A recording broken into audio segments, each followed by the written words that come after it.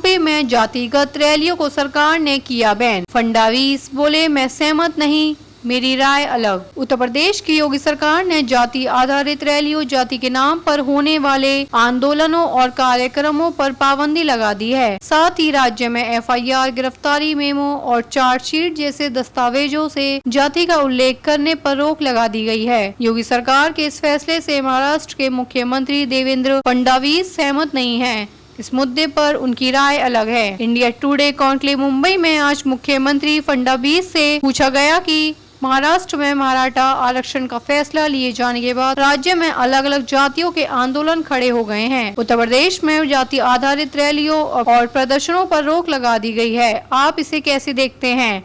इस पर फडणवीस ने कहा कि इस पर मेरी राय अलग है।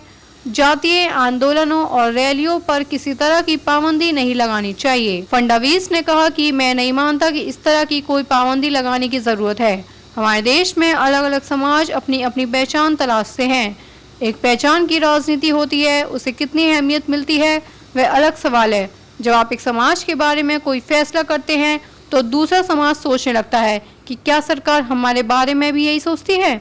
मुख्यमंत्री फडणवीस ने कहा कि महाराष्ट्र में जो अलग अलग समाज की मांगे उठ रही हैं वे आज की नहीं है, बल्कि 30 या 40 साल से मांगे हो रही हैं। इनमें से कुछ जगह पर संवैधानिक दिक्कतें हैं तो कुछ जगह कानूनी अड़चने हैं, लेकिन समाज की एक मानसिकता होती है, कुछ आवश्यकता होती है और उनकी मांगे होती हैं। ऐसे में मेरा मानना है कि उनका समाधान करना चाहिए।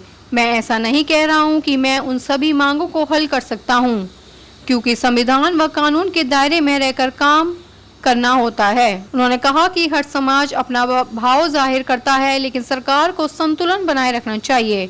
उन्हें यह बताना पड़ता है कि अगर हमें आपकी मांग को पूरा करने के लिए दूसरे समाज के हिस्से से कुछ लेना होगा, ऐसे में सरकार को देखना चाहिए कि किसी समाज की मांग को पूरा करने में दूसरे समाज के अधिकार का हनन न हो जाए। मुख्यमंत्री की यह राय आरक्षण के मुद्दे पर है।